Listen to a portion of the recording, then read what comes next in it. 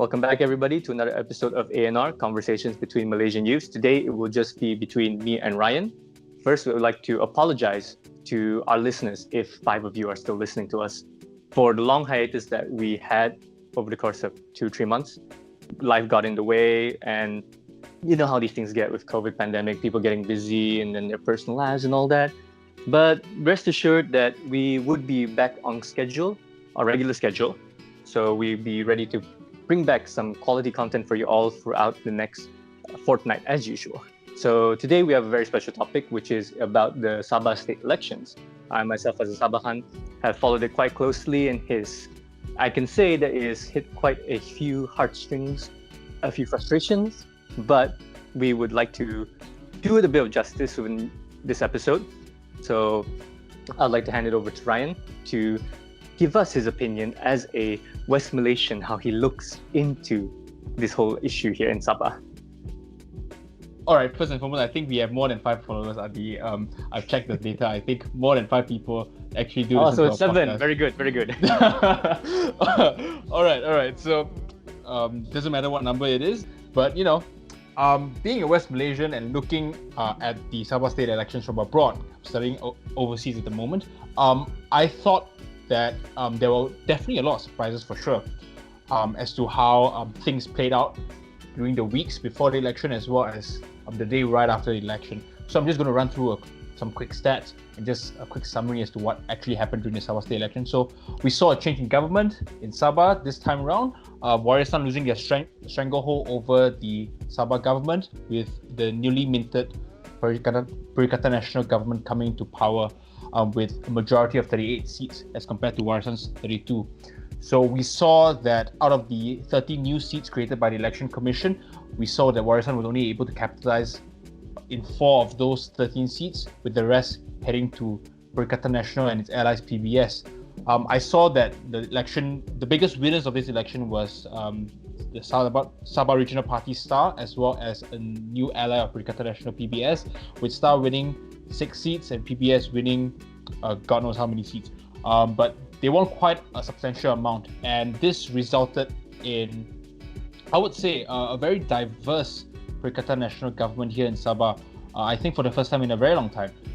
So, being from Sabah, Adi, what are your personal thoughts on the current issues on the ground? Actually, let's just talk about the makeup of the Perikatan National Government here in Sabah. What are your thoughts about the election, and what are your thoughts about their direction immediately post Sabah elections 2020?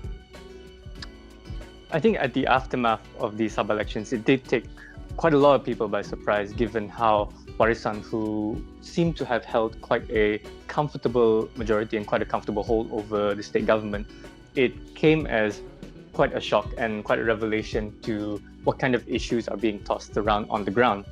You see that through, especially the Sabah regional parties, they were able to muster the whole anti-PTI sentiment, the pendatang tanpa izin, stateless people, illegal immigrants, and able to channel that into a sort of energy within the Sabahan hinterland, that this is an issue that is most dire.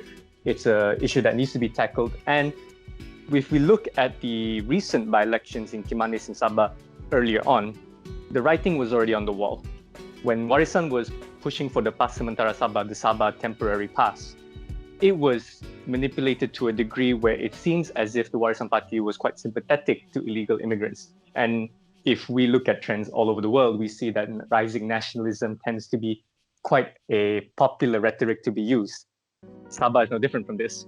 And the alliance in Gabungan Rakyat Sabah was able to channel these kinds of sentiments within the Sabah heartland. From there, it just became a snowball effect that shows that Warisan is sympathetic and does not care for the well-being of the people on the ground.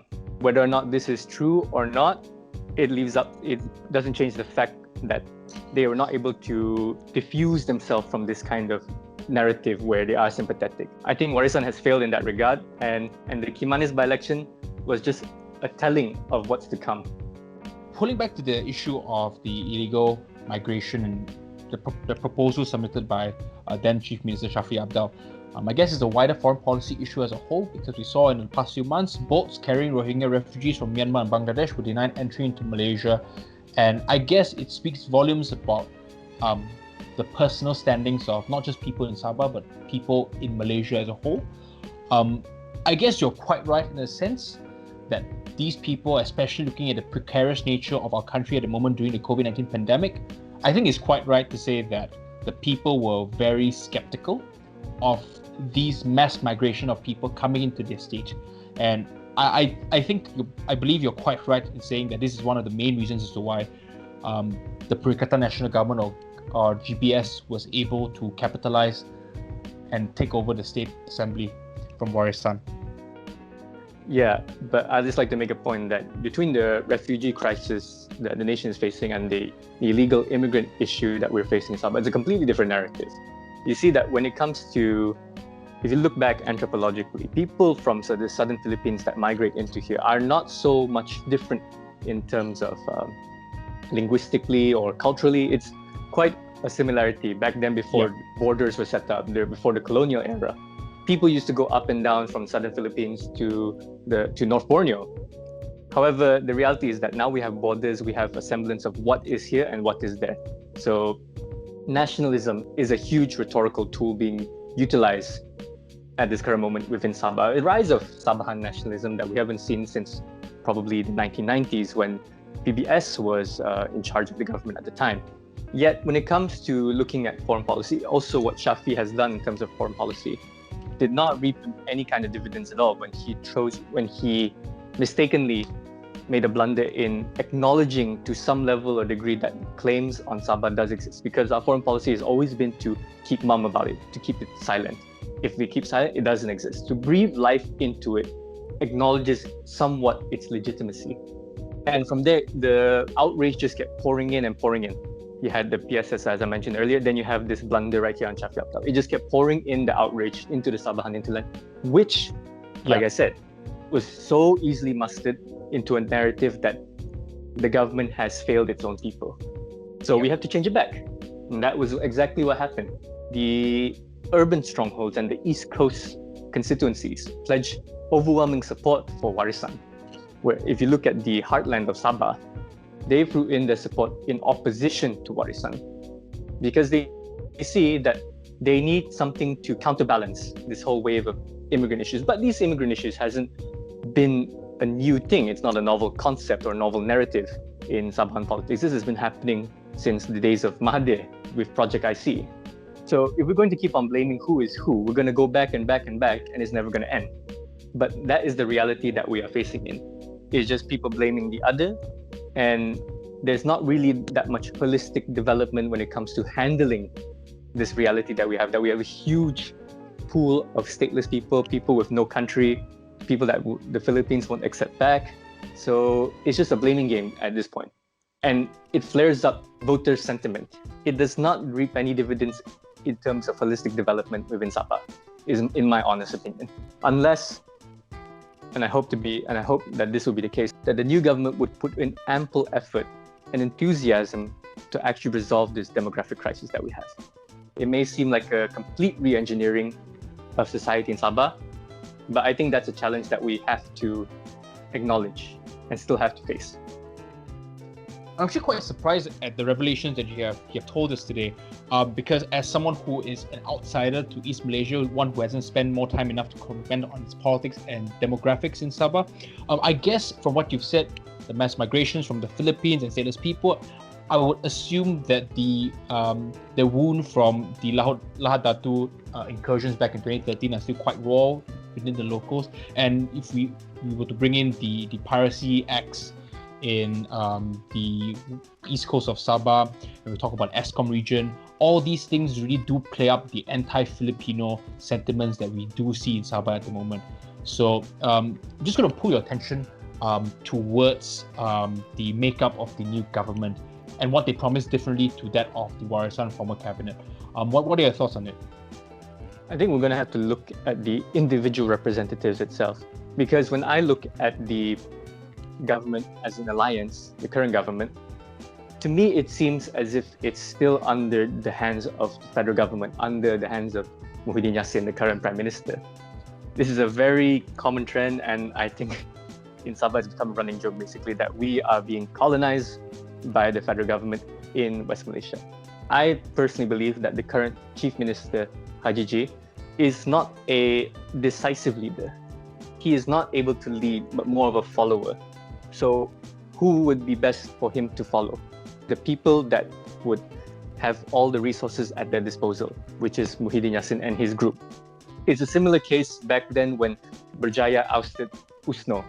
It had the blessing of the federal government, and then later on, it led to PBS, Parti Bersatu Sabah, in stark opposition against the Berjaya government, which, under the leadership of Haris Saleh, was very much a federal man who had to appease his federal superiors. And you would notice later on during the 80s and 90s that federal, under the UMNO regime, was still finding ways to undermine Sabah nationalism by placing its own people and by absorbing PBS. And in the end, that's how we had UMNO within Sabah itself. This is no different. The narrative is still the same. It's federal interference, and by looking at these historical trends, it speaks volumes on the direction of the current government. However, I think we have to now look at the individual representatives itself, because even though some of them may remain the same, we do see more, like you said, more representation, although it may not be the most ideal version of representation, but it's a more diverse cast of representatives. What's best to do is that we look at them individually and see what they're made of, see the grit that they have for actually realizing what is it that Sabah needs and how to resolve the issues that we have in Sabah. I guess it's very interesting that you pulled up Haji Noor, the new chief minister, and putting him on the spot in terms of how he's unable to, or how he doesn't have the same persona or the same influence that the former chief minister Shafi Abdul has. And it's very interesting that you pulled the federal government in as well, because we all know that there were rumblings of this unity between UMNO and Bersatu, and as can be seen in the early makeup of the proposed new Sabah cabinet immediately after the election, we saw that Bung Mokhtar Radin was a leading contender for chief minister position, but then I would say that UMNO had to bow down towards the federal government's wishes and instead having Haji Noor placed in as chief minister. I think the current makeup of the cabinet is very diverse in terms of party representation, but with the current trend of things now, with the tensions at an all-time high between UMNO and Bersatu, with the recent revelations that majority members of UMNO are supporting Anwar Ibrahim to become the next prime minister, it will be interesting to see how long this cabinet actually lasts. Speaking on the current makeup of the Sabah cabinet at the current moment, we see parties such as SAPP, run by Yong Tek Lee, as well as having a past appointee into the State Legislative Assembly as well. What are your thoughts on that in terms of having not just a party which only ran for 2 seats and had lost both seats, but also having a party that had no previous claims in Sabah whatsoever in the likes of past? What do you think of that? We have to remember the point of why do we have appointed representatives, appointed duns. The genesis of these appointed duns is so that they would have so that the state government would have appointed representatives who represent minority groups. This includes ethnic minorities, indigenous communities, women, youth, but it has always been manipulated so that it can shore up numbers of support. Back then, when Tun Mustafa Harun, who was leader of USNO, was outraged over the decision that at PBS's leader Joseph Kitingan was elected as chief minister, he made an audacious excuse that I will hold the majority because I can appoint people who will support me. So that speaks also volumes of how the whole political machinery here is still being manipulated for the sake of shoring up numbers. And I would have to acknowledge that the appointment of a past representative would seem quite undemocratic because they never contested within the Sabah election in this round. And it caused massive uproar, a lot of anger and resentment over this, showing that federal is still holding all the cards and it dictates the terms arbitrarily within Sabah politics. But with the cards that we're dealt with, I think we're going to, like I said, we're going to have to look at the individual representative itself. Let's see what this past representative has to say for himself, because this is the reality that we have to face. And if outrage pours into the streets during this whole pandemic, I think it would be very catastrophic. I don't think it would reap that much dividends in terms of the more democratic practices, but we just have to work with what we have. let's see what this man is made of. If he is beneficial for the community, if he does do his work right, then who are we to judge? It's just that the nationalist spirit of Sabah rejecting federal politics and rejecting the Islamization processes that's emanating from the corridors of power in West Malaysia, pouring into Sabah, that causes a lot of worry on the ground with locals here. So they will win in terms of one extra seat to support them. However, it will lose a huge amount of support and sympathy from those on the ground because this national spirit is so prevalent. They ramped up this national spirit during the election, and now it's coming to bite them back. But speaking about the issue of nationalism, we see that people rejecting the policies of Shafiq Abdal, we see them going and supporting their homeland regional parties such as STAR and SAPP to defend Sabah regionalism and nationalism. What would they say, or do you think that this is a form of double standard when we see these very parties such as STAR and SAPP going to bed with parties like PAS, Bersatu, and even Muafakat Nasional with UMNO, going to bed with these parties whom oftentimes play up racial and religious sentiments, not just in the peninsula but also in Sabah? I just want to say first that SAPP never won a seat. They just have an appointed representative as a dun in the aftermath of the election.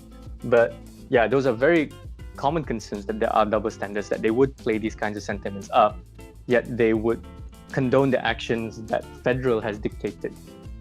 But you have to remember that PBS, STAR, these are not racial parties. They are not a Christian party. They're not Islamic party, or etc. etc. They are founded on the principles of Sabahan nationalism and Sabahan identity, Sabah for Sabahans. So the sentiments utilized is along ethnic, ethno-nationalist lines. The line being drawn between the border between Sabah and the southern Philippines. Despite the rejection of these kinds of externalities, it is quite concerning to see that they are somewhat accepting or condoning the actions of appointing a past representative from a party that is very West Malay-centric, who at times have viewed Sabahans as barbarians who are not educated or in the ways of God, or etc. etc. I'm not one to judge that kind of view, but that is the views emanating from that camp. Yet, we have seen rhetoric coming from STAD of rejecting the appointment of PAS. So let's not forget that they did try to make an effort to voice out their concerns over the appointment of a PAS assemblyman. So the pedigree of control that UMNO, West Malaysia, and the federal government still has over Sabah itself.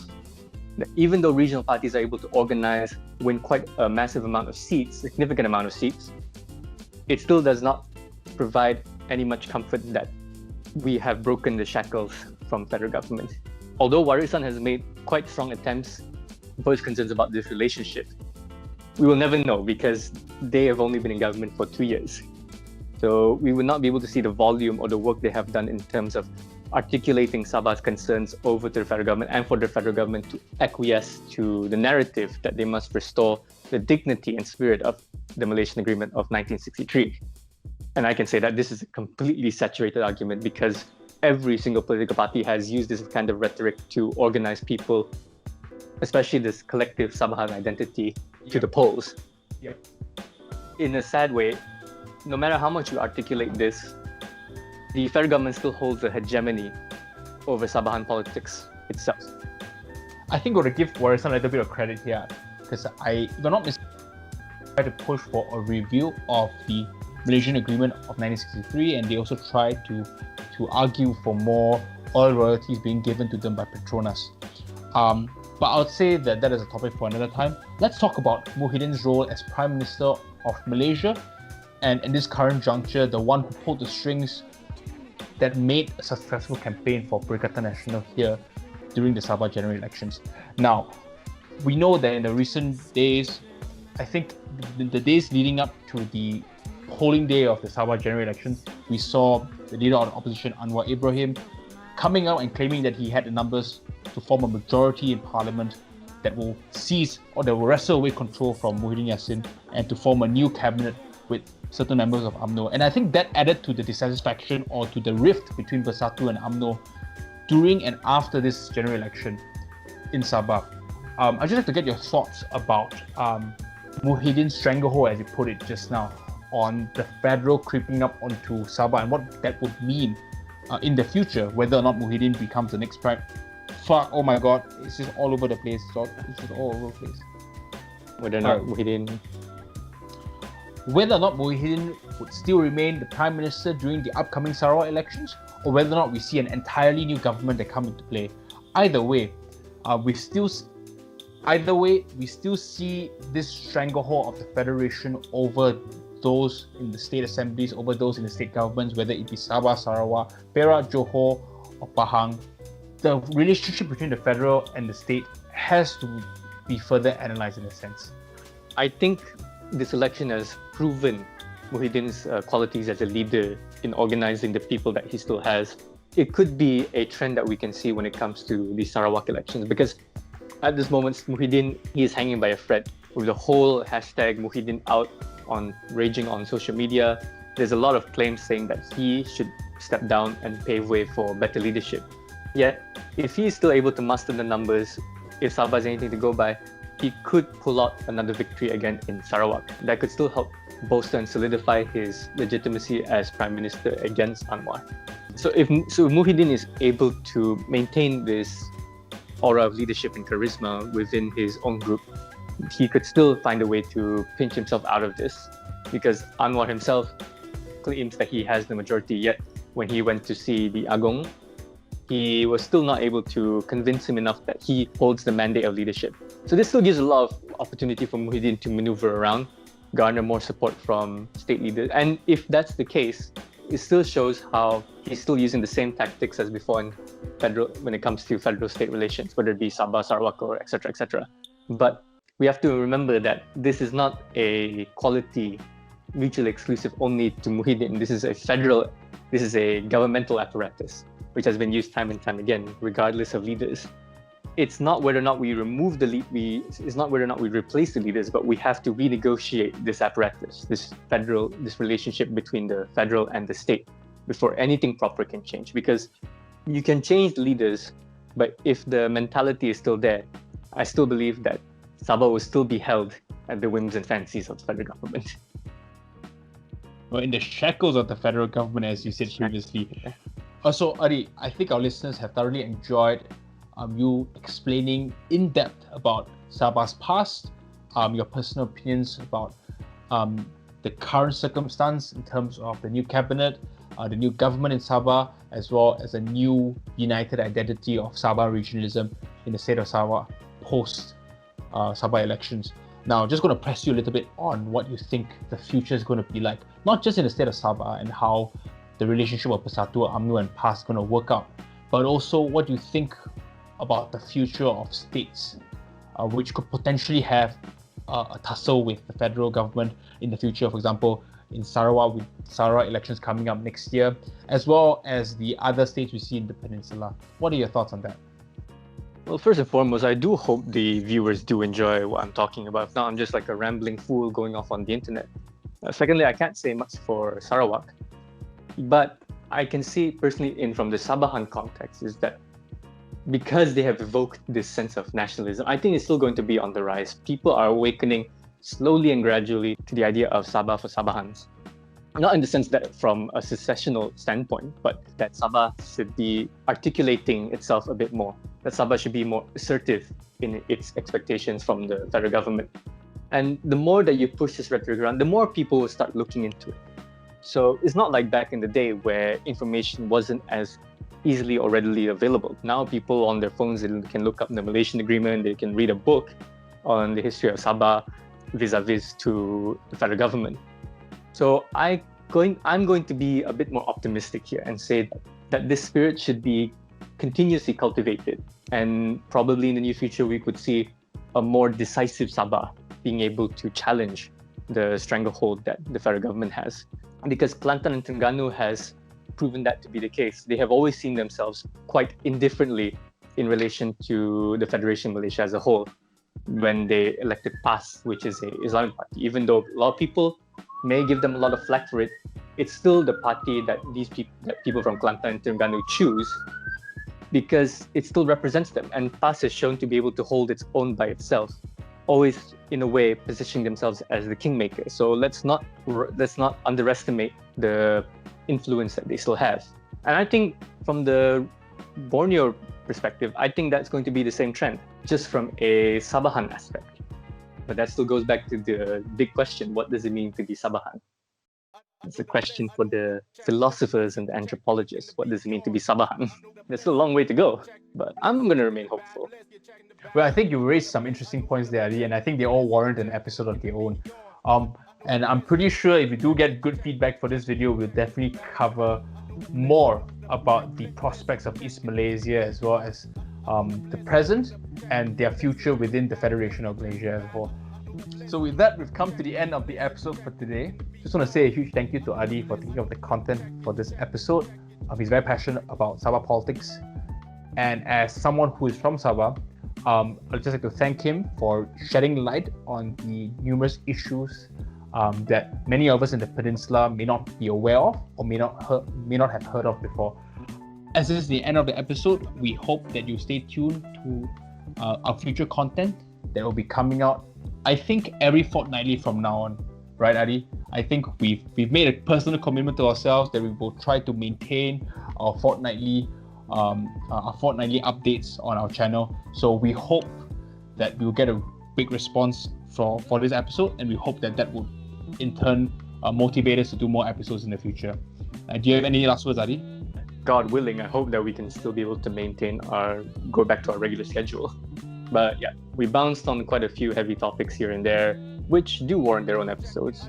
But I'd just like to make a disclaimer that these are still my own opinions, and these are also Ryan's opinions. We don't hold a monopoly on knowledge on anything regarding Sabahan politics. It's just what we interpret, what we read, and sometimes stuff does fall through the cracks. If sometimes I can sound like a rambling fool about these things, but hey, it's where the disagreement comes is what matters.